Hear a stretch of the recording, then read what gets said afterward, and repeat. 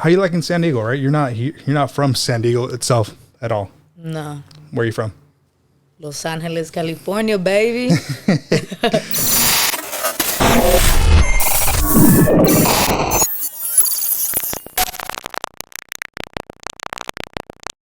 So you prefer Ness or Nestle or Ness? Ness. Ness. And welcome to the Struggle Ventures. Thank you. Bam. So let me ask you this. Is there a big difference or not? I want to say there is. You know, I feel like starting off with the traffic. Okay. Traffic in LA is like hella crazy.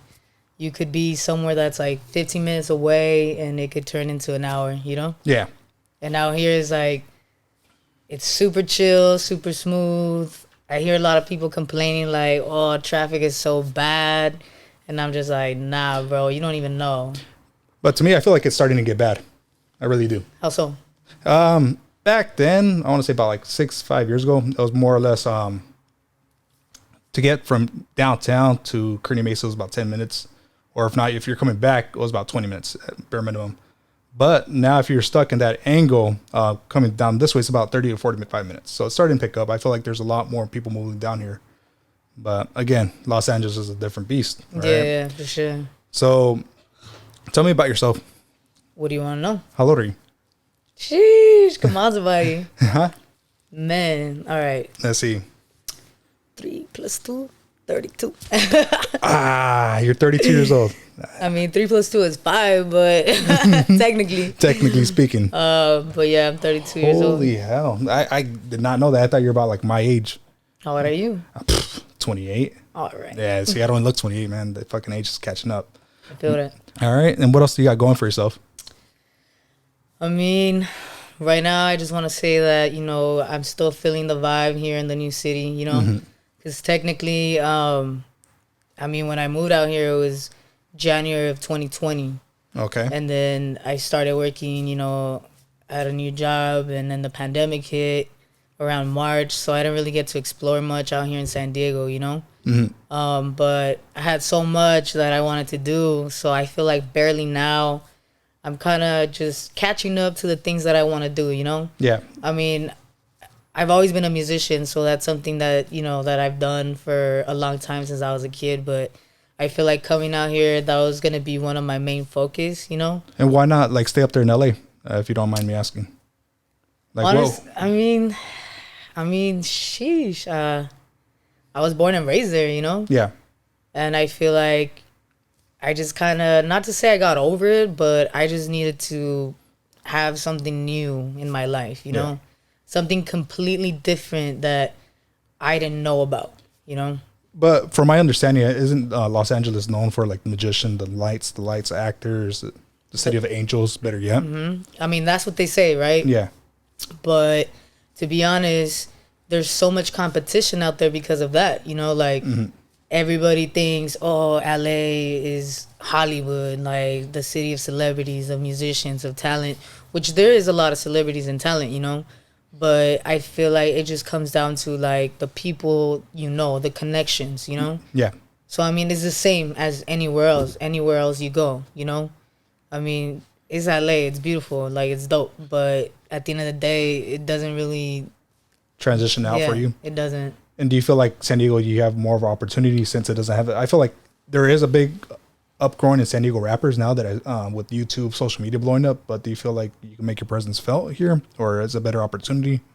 I mean, in that aspect, like as of being a musician, an artist, I mean, I don't want to say that I have more of a like opportunity out here, but I do feel like the vibe out here is a little more chill.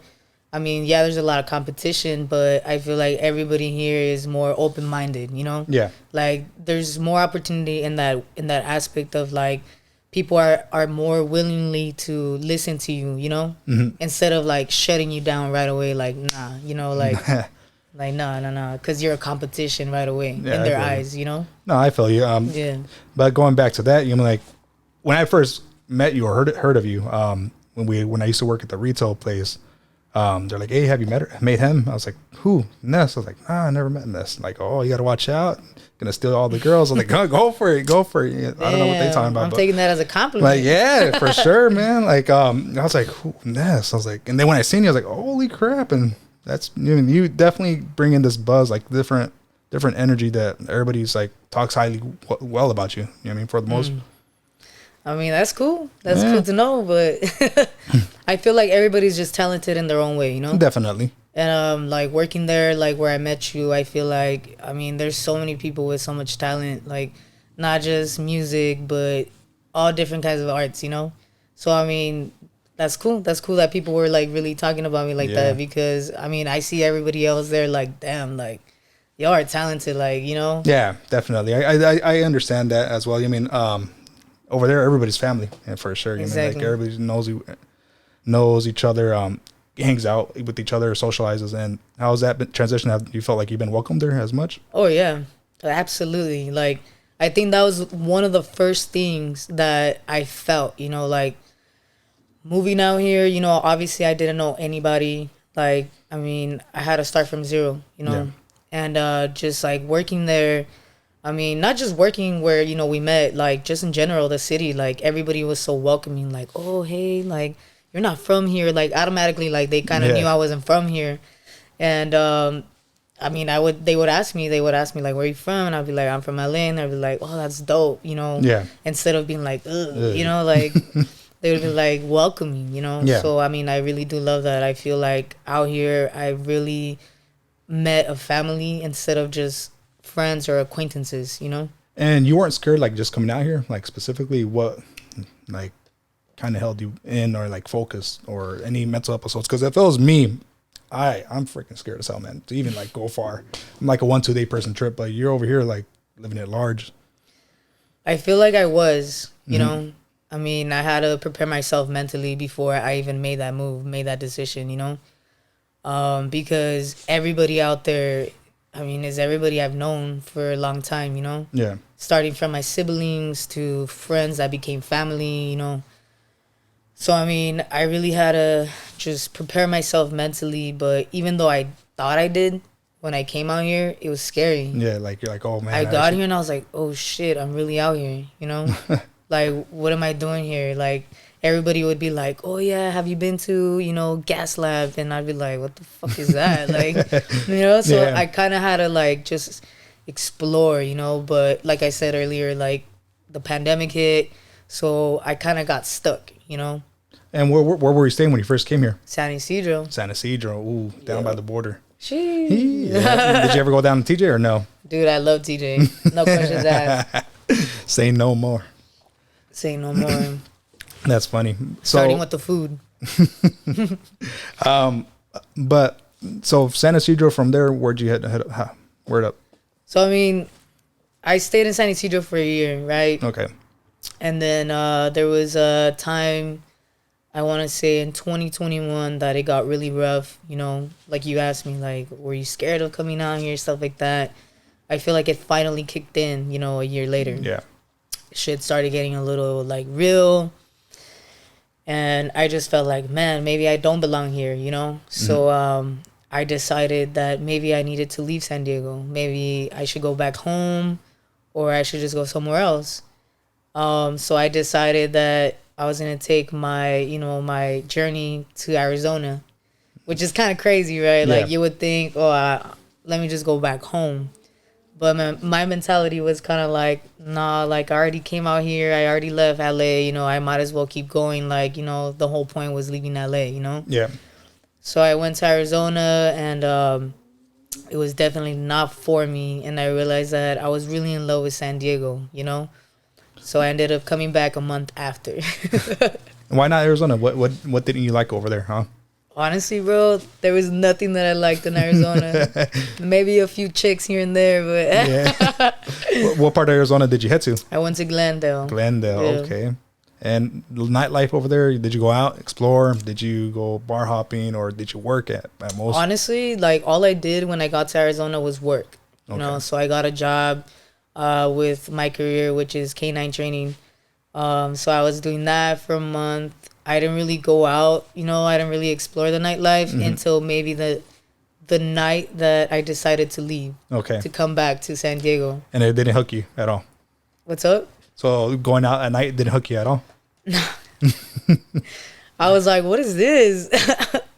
That's funny. It was cool. Like I met, cool people. I am a social bird, so I feel like anywhere where I go, like I'm gonna meet cool people, and just vibe out. But it wasn't anything enough for me to just like be like, yeah, I want to stay here. Okay.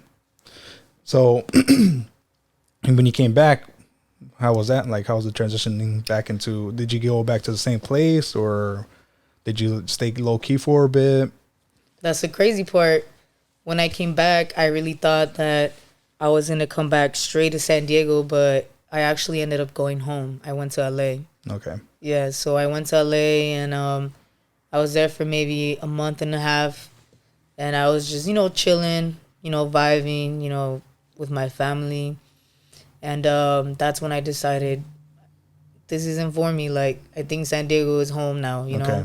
So I decided to come back in August, of last year, 2021. So out of your family, how big is your family? Are you the youngest one or the oldest one? I'm the third one out of 6. Out of 6. Holy hell. Yup. Man. I'm the ugly duckling. Not even. That's funny. And how about like growing up, did your family like have any influence in you, like in the musician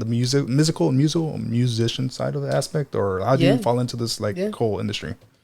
I grew up with 2 parents that are musicians, you know. Wow. On top of that, my grandparents are musicians, I come from a musical family pretty much. Okay. Oh, what type of instruments do you play, or do you sing? My first instrument was the piano. I started that at 7 years old. And then I started discovering other instruments, and I fell in love with the guitar. When I was like 10 years old, I joined the mariachi group in LA. Yeah. How was that? It was pretty dope. I'm not going to lie. Did you have the whole full-on outfit and all that? Yeah, the full-on outfit. The charro and everything. Yeah. And then after that, I just kind of kept exploring, and then I fell in love with the drums. And I grew up, in a Christian home. So, my thing was going to church like 3 times a week. So I started exploring the drums more at church, you know? So then I became one of the drummers for the church, and that's how I got stuck more on the drums. Okay. Yeah. More of the beat aspect. And then who would you say, or what type of genre that you fall into, like hip hop, reggaeton, banda, country, techno? I want to say that my first love was gospel. Gospel, wow, okay. Yeah. Which is, it's very random, but gospel was my number one love, Very soulful. So I take it that you sing, like when you do sing or when you do play, you play with a lot of emotional. With everything I have, man. There you go. So have you done anything out here? Have you like created any music? Let's say right now I just have, a piano and a guitar. Okay. But that's enough for me to, definitely create. And I have my voice, Okay. So I have created a few things, but nothing that I've put out, you know, yet.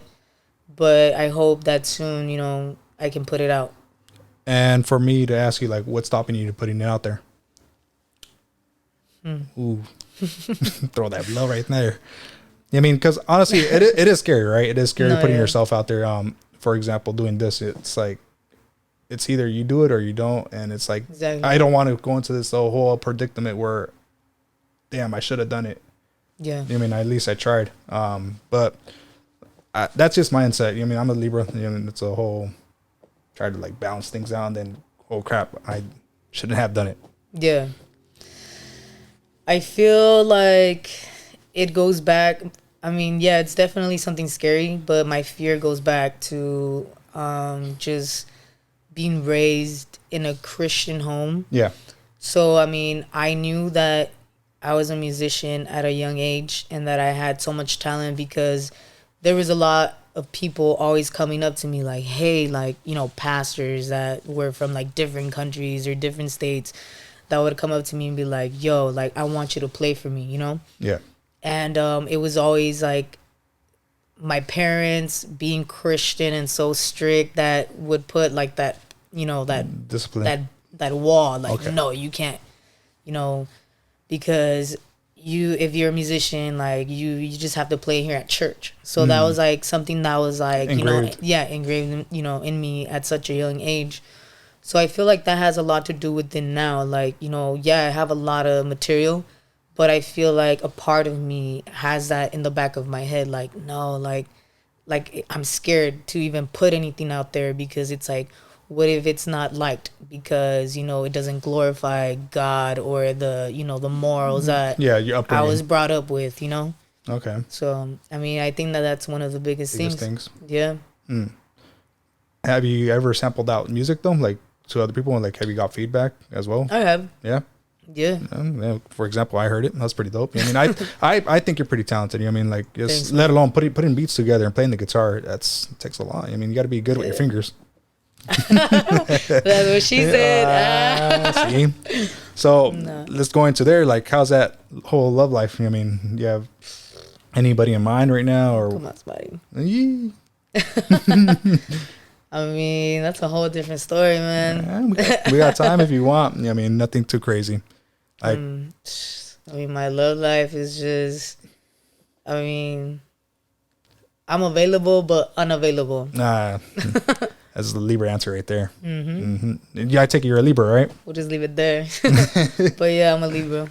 October 4th. Oh, October, baby. October 2nd right here. Sheesh. So, do you feel like you always had like pull with lady and girls in a sense, or no? What? Have you felt like you've like been able to talk to girls more easily in a sense? Like, in my previous experience, that was one of my downfalls in the relationship because I guess I was too friendly to girls. And I was now looking back at it, I get it. There's that whole respect factor. Because if you didn't like it, why would you want it done to you type of thing? And I think I learned that with time. But for me, I find it easy talking to girls because I was raised with girls. My mom, my aunt, and my younger sister. So it's like just not having a father figure. I'm not trying to make it as an excuse. Yeah. Let it down easier. But from other Libras, I heard it like they have the same type of thing. I don't know if it's the moon signs or whatever. I mean, I don't know anything about signs, to be honest with you, but me either. I have heard that Libras are super friendly already, you know, and super flirtatious or whatever. But I want to say that maybe it is easier for me to talk to women, you know? Yeah. Because of my, you know, the whole transition thing. Like, I have, I guess, like a good insight of both worlds, like, you know, cheater. Female and male, you know? So I'm always going to be in touch with that side. And, you know, over that, like, I do have 4 sisters, you know? Okay. So, I mean, I guess, like, I mean... It's just natural, right? It's natural. It comes natural. I don't want to say it's easy, because that kind of sounds like I'm just being a douchebag, you know? And, which... maybe I am a douchebag. I don't know. Okay. I mean, a little cockiness. I'm just saying a little cockiness goes a long way, right? I mean, because if you're not cocky, I feel like girls feel that, even guys feel that. Guys can pick that up, and I think that's very, very strong as a person, whether it be a guy or a girl. You know exactly. I was gonna say, I feel like everybody's cocky. Like either you're female or male, whatever. And so you coming now, like, how was that whole transition? Like, you're going back to what you're telling me that your family was a very strong Christian family. How did they take it? Like, well, I mean, at first I came out as gay, you know. So I was about 15 years old, you know, and that was pretty hard, you know. I mean, because I feel like my mom kind of already knew, you know. I know she knew, not kind of, she already knew. So there was always a lot of like sit downs, like, you know, with her questioning me, like, hey, like, you know, is that your friend? Like, you know, with what's like going on? With best friends and stuff. Yeah, best friends, you know. And I was always like really shut down about it. Like, no, that's just my best friend, you know, because I was so scared to even say anything. But I feel like with my siblings, it was different. Like, I could be open, you know, like I opened up to them, and it was my oldest sister that I actually came out to, you know, before anybody. Okay. And I thought she would take it like bad, but she didn't actually. Like her and her partner at the time, like they were just like, dude, we knew this whole time, like we love you, you know, like we're always gonna love you, like you're the same in our eyes. So you know, later on, you know, as soon as I turned, you know, 18, that's when I decided that, you know, I just didn't want to like be 1 foot in and 1 foot out. You know, like I wasn't comfortable. Like I wanted to be free to just be with who I wanted to be, but not just that, like just being who I want to be, who I feel comfortable under my skin, you know, like so yeah, when I turned 18, like you know, I moved out, I left home, I explored, and then I came to realize like that me, you know, in this body, like just wasn't it, you know. Okay. Like I just didn't feel comfortable, like because I had times where I would just like look at myself in the mirror and be like no, like this isn't you, like, you know, like I felt so insecure about myself, like I didn't love myself like physically, you know. So then that's when I realized like, dude, I've always been a boy, you know, like since I was a kid, like that's what I've been in touch with my whole life. So a few years ago, I came out as trans, you know, as a trans man. So I mean, right now I'm still going through my transition, you know. I mean, it's not all the way there, but I mean, I'm pretty happy with my transition, you know. And how has the experience been like overall since like, because it's been pretty crazy with, I mean, the past president with Trump, like I feel like a lot of that came out, like the hatred, and it just divided us a lot. And I've like the utmost respect for you. I mean, it takes a lot. It takes a lot, and like I wouldn't know how to handle that myself. I mean, I'm very shy with problematics at things. So, like, how have you felt with any type of adversity? I mean, bro, I mean, even as coming out as gay was already hard enough, you know. And yeah, like, you know, coming out as trans has been extremely hard in different ways. But I feel like now I've learned to just embrace it, you know, with the good and the bad, especially with the bad, because, I mean, there's a lot of hatred out there, you know. So it's definitely been a challenge, you know, especially at work, you know, with the whole pronoun thing and stuff like that, you know.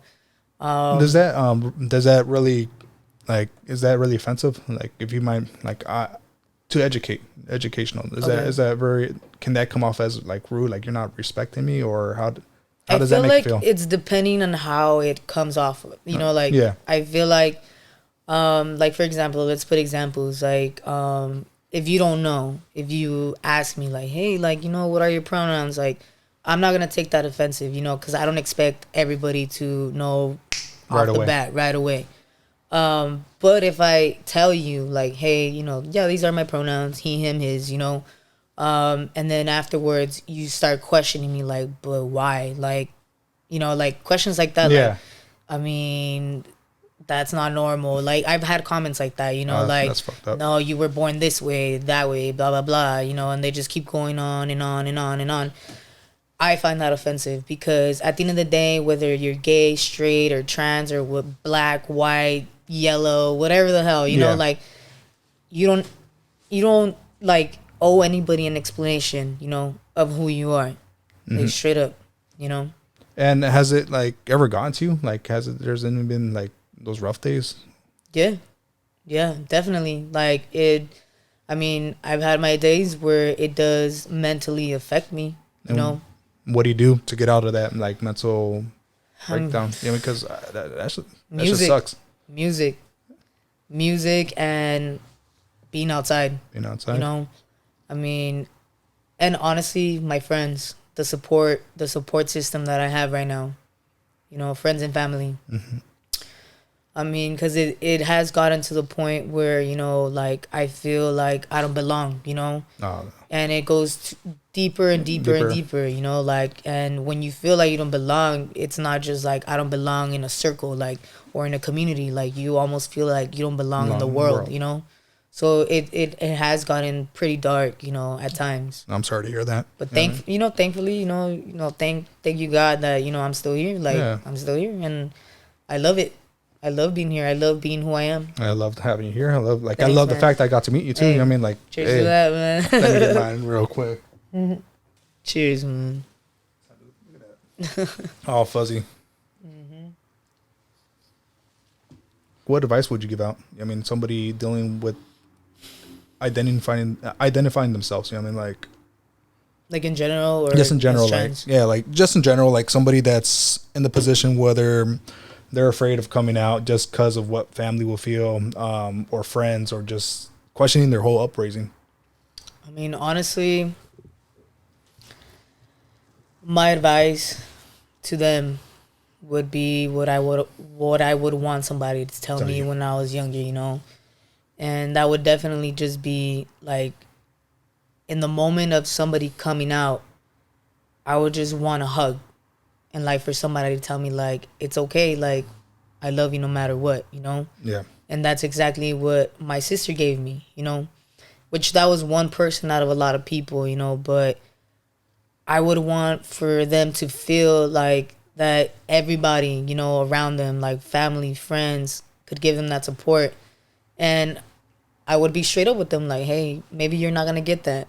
But as long as you love yourself and as long as you accept yourself, as cliche as it sounds, because that's something that a lot of people say, you know? Yeah. But that's something that you really have to believe. And I just would want them to believe it. So I would want to like say the right words enough for them to really believe that you are loved no matter what, you know? Even if it's like a stranger that loves you, like that's enough for you to just be proud of who you are. You know, whether you're gay, straight, or not, like just coming out as anything, you know, like it could be like, hey mom, like, or hey dad, like I want to be an artist instead of being a fucking doctor, you know, like doing what they love, doing what you love, you know, being who you love, you know? Yeah. So, I mean, I think that that's something that I would want them to know coming from me, you know? And have you found out what you want to do now? Like, all right, this post retail, like, where do you see yourself going now? I mean, do you see yourself staying in San Diego? Do you see yourself venturing off? Huh? Damn, somebody asked me this shit last night. Yeah, that's a good question, man. Because my Uber driver asked me this. Uber's coming clutch, man. They're little therapists right there. I mean, I don't think they get enough love. You know? They don't. But honestly, I didn't even know what to say. But then I thought about it after, and I was like, oh shit, there's a lot of things that I would have wanted to say if I was back in that car. All right, Mr. Uber driver, if you end up looking at this show, here's our response. Honestly, yeah, I'm working retail. That's cool. I never thought I would work retail, to be honest. Nothing wrong with that. There's nothing wrong with that, you know? But I feel like I definitely do want to take my journey somewhere else here in San Diego. If it's not music, you know, that's fine. Okay. But I do love animals, so I would definitely want to go back into that field, you know, working with animals. So that canine training that you've done. Canine training. Or something around there. Around there, yeah. Okay. Anything. Like maybe go back to school and, you know, just, I don't know, become a vet or something. Okay. It's never too late. And I guess I'm going to ask you a question that they ask me a lot. Do you feel like the neck tattoos or the tattoos in general affect that position for you? That's a quick transition, bro, of a conversation. No. But like for me, I guess like what I'm trying to refer to is like, I feel like ever since I got the neck tattoos, I've been looked at differently. I mean, just... I get it. It comes with the stigma, especially being Latino, and it sucks. I mean, because neck tattoos or any type of visible tattoos, you look like a cholo, and no soy cholo. All right, just putting it out there. But I guess it just sucks. I mean, it's just like another thing, another obstacle that you got to fight against. Of course. And it's kind of funny that you bring that up, like, you know, because I feel like even before I got my tattoos, I was already looked differently. So when I got my tattoos, it wasn't that much of a difference. I mean, I was looked at, you know, no matter what. The little slight difference that I did notice was more with, like, the cops, you know, like, looking at me like... where's this guy going? Or, like, you know, somebody that, you know, claims of barrio or whatever, like, you know, they'll look at me and be like, where you from? You know? Like right here, right? I'm from my mama's womb. What you mean? I don't bang, homie. That's funny. You know, but I mean, yeah, like, I mean, it wasn't that much of a, like, something that I needed to adapt to, you know? Like, oh, they're looking at me, like, because of my tattoos. But it was just those little things, you know, like the little, like, oh, the cop or, like, different people, you know, asking me questions like, where you from? I mean, that was about it. And do you feel like that race factor plays in being Latino? Fuck yeah. Or are no, you? yeah. Or, that's me. Look, see, that's me. Just like assuming you're Latino. Assuming. Or what are you? Filipino, Mexican. What's up? What? Crazy. I didn't see. I'm learning a lot more. Hell yeah. Who's Filipino in your family? We don't want to talk about that. Oh, okay. Nah. There we go. Fair enough. We keep respect. I don't want to talk about family no more. All right. So, going back to your dog, the animals, preferably, like if you had your choice, what would it be? Veterinarian. I mean, yeah, I would definitely want to be a vet, you know, but I don't see the difference between being a vet and an animal tech, you know? What's animal tech? I mean, from what I've learned, like, an animal tech is just like, you know, the person that that kind of diagnoses, but they can't really, like, go fully and tell you. So, but like, they tell the vet, like, yo, this is what I found, like, you know, this is what I found out. But they can't be the ones to diagnose fully. Yeah. Okay. Why don't you should go to school? Hell yeah. I mean, fuck it. It's either that or, I mean, I don't know, bro. Like, I'm thinking of other things, like just working different businesses. Like right now I'm working with the homie, you know, shout out to Juan. Hey. You know, like with his JC smartwatch, go follow, go get your car detailed. You know, it's been nice doing that too, you know, like just exploring like different things other than retail, you know, different options, exactly. So I mean, that kind of just gets me like thinking like, man, like I don't just have to do retail or do dog training. Like, I could do other things. Like, I'm capable of doing other things, you know? Yeah. And even last summer, like, I was helping my brother out in LA, you know, doing furniture and, you know, because he's an artist. Like, he designs his furniture. So wow. I learned to, like, build furniture, you know, how to sand furniture, how to paint, like, all kinds of different things that I never thought I had in me, you know? And is there any of them that you didn't really like at all? Like any jobs? Are you like fields that you gone into? Oh, hell yeah. Like warehouse. Ain't that bad. Man, I mean, that's the thing. Like, depending where you work, you know, like, I feel like that's what makes the difference. Like, oh, yeah. Because, I mean, I worked at some warehouses that is just like, no. Like, what am I doing here? You know, like, I feel like they just don't treat you with enough rights, the rights that you deserve, you know? Oh, yeah. They just think you're like just a body. Hey, like, unload the truck. Another number. Hurry up and get out. Yeah, it's all about the production. Exactly. So, no warehouse. Have you had any, like, funny experience with any animals? Or scary experience? I mean... Top one. Scary or fun? Scary. Let's go with scary. I think scariest was one that one time... we had to transfer all the canines from their kennels to different kennels because we had to, like, wash down their area, like, you know, disinfect and stuff like that. Yeah. And there was this one dog that was trying to, like, fight another dog. So when all that was happening, I was just like, oh, my God. Like, I didn't know what to do, like, because I was new to it, you know? And I was just really trying to calm them down, but... instead, I think I hyped the dog more. So the dog just bit me in the fucking ass. And I was just like, what the fuck? And I didn't want to report it because I was like, I love this dog. Like, so this dog is so cool. What would happen if you had reported the dog? They probably would have canceled that dog out and he was probably never going to be able to come back to the, you know, the boarding school. And boarding school, they like is it for like service animals or like for actual like police? For like anything, like service or in general, you know? Yeah. And can you tell there's a difference between like a service animal, like people faking it and not? I mean, there's different service animals, you know. There's some that are there to protect or there's some that are like there for emotional support, you know. So I mean, technically if you see a service animal in the streets, you can't really go up to them and be like, yo, what's up? Can I pay you? You know, so I mean, I wouldn't be able to tell if it's like a serve and protect, because I don't want to assume, oh, maybe that Chihuahua, just, you know, like just has the vest on. I don't want to be stereotypical, like, you know, like, this Chihuahua can't protect me, you know, or can't protect their owner. Because you never know. What if that Chihuahua is crazy? Okay. Crazier than a German Shepherd. Yeah, man. All bark, all bite. Who knows?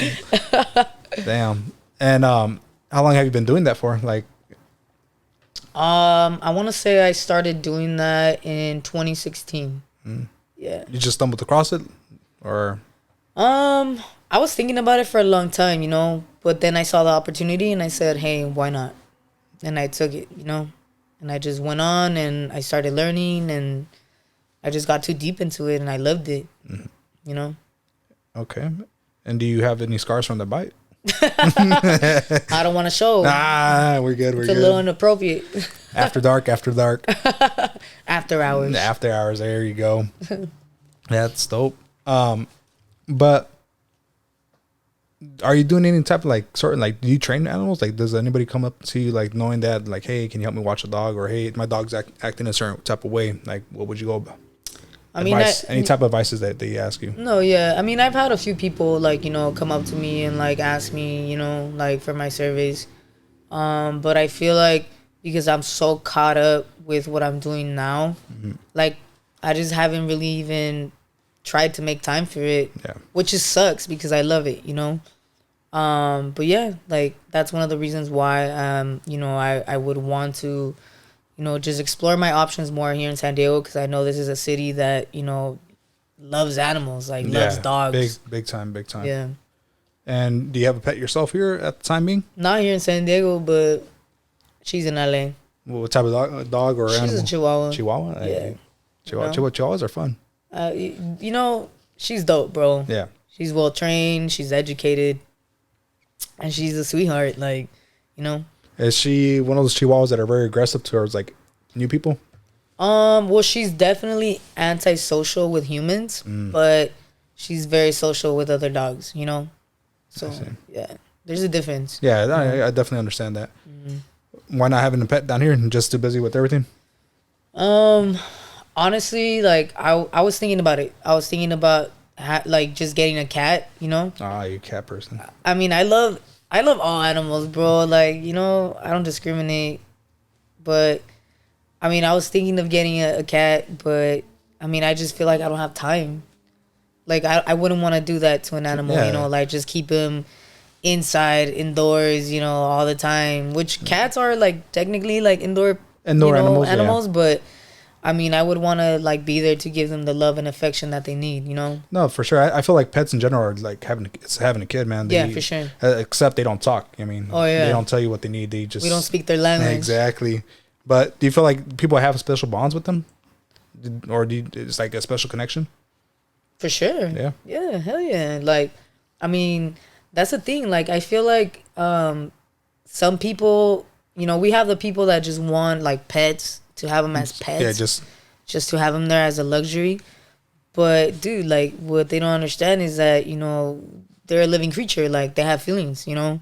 They have necessities. Like, we don't speak the same language, but, you know, like, you can train them enough for them to communicate with you. Like, you know, when they're hungry, when they need to go out for a walk, when they need to go use the restroom, or when they want love, you know, like, so, I mean, yeah.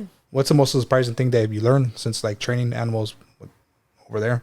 What's the most what? Surprising thing they, like, caught you off, started like, oh, wow, like, I didn't know that they would. Yeah? That, like, honestly, like, it's almost like a kid, but with a different language, you know? Like, because even kids, think about it, like, when they're born, like, they just cry and they're like, you know, they don't speak our language. We got to teach them. Yeah.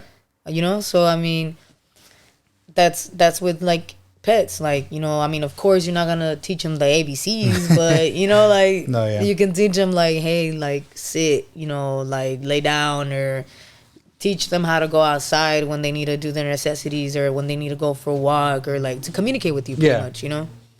Yeah. And do you ever, like, when you see an animal that's, like, been, like, mistreated or misabused, like, if you know somebody, do you say something or no? That's it. You don't? that's a I know it could be a touchy subject No, for sure. I feel like that definitely could. it's definitely touchy because it's hard. It's kind of like with a kid too. Like Yeah. I see them equally. Like I feel like, man, like it sucks because I have come across, certain people that do have animals that I believe they're being mistreated. Yeah. And it's just so hard because like I love animals, like to the point where I will call the service, Yeah. like I have to. But then it makes it hard when you have a relationship with these that people, person, yeah. Which is more important to you, having a relationship with the person or an animal's healthy being? To me, honestly, like I called the service one time. My friend told me Yeah. he used to beat up his dog. Oh no. Yeah, no, I was like, dude, I think that's like serial killer stuff right there. Oh man. Yeah, no, I was like, hell no, dude. Like I started. That I was sounds like, all right, psycho cool. shit, I was like, all right, bro. man, I'll see you in a bit. And then went out there, called. Next day he called me. He's like, oh man, I got my dog taken. I was like, oh, that sucks, man. But nah, I don't. That question that you asked right now, like, what's more important, like, to save the animal from being abused or having that relationship Yeah. with the person.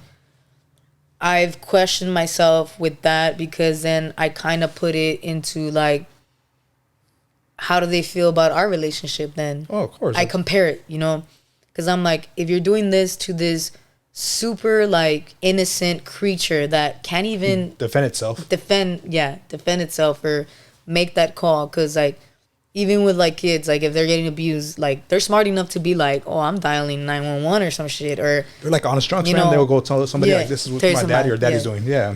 So I mean, that's where like I'm at right now. Like I feel like it's really hard to kind of like make a decision of like, if it comes down to that, like what am I gonna do or what should I do, because I do love animals, and that's something that like I have a passion for, Yeah. So I don't know, man. That's like something that one. it's a tough one. I say I'd call, man. I don't care. All right, I'm gonna call right now. Not me. Okay. And from here, when do you see this change coming? What change? This change of scenery. Do you feel like you're good here for now? Or like when, realistically speaking, like as far as this goal, like in San Diego? I feel like, I mean, what steps need to be taken to get you to pursue? I was gonna say that like I feel like the change started a long time ago, Okay. Because change can take a long time. Mm-hmm. But I feel like slowly I'm getting there. I mean, for sure, like I feel like I needed to go through these transitions of like, first of all, me coming out here, like being out here in San Diego, being new, making connections, making new friends, blah blah blah. I feel like that's all a part of it, so I feel like I'm getting there slowly, but I feel like this year definitely like I want to make a bigger step, than last year for sure, or than last month, to be honest, because you change all the time, Oh, definitely. But recently I have been feeling like, man, like I'm hungry for what I really want to do, for myself, that I love, like, the things that I love, like I really want to like just reach out to it. So I mean, I don't know, we'll see. Does that stall and logistic kick in a lot, or when do you when do you find yourself feeling like, fuck, what am I doing? I feel like I get that feeling every now and then. I mean, that question of doubt, like, am I really doing the right decision? Or I get depressed. I feel like we all, like in general, like we all question that a lot. Yeah. Like no matter what, like if it's daily or 5 times a day, But yeah, I do definitely like question that, but I feel like it's a good thing. Yeah. I mean, as long as you're not dwelling in it, like in a bad, like in the way where it's like making you feel like, depressed and stuff like that. Cause I mean, that could happen, like where you do feel depressed about it. But I feel like we should always question, like, what am I doing? Because we should always try to aim higher, you know. We should always try to keep like aiming higher and keep going, you know. Like keep going forward. Keep pushing forward. Yeah. There we go. And I think we're done for now. There we go. So you're gonna have to make a beat. I have to make a beat. You're gonna have to make a beat for this podcast.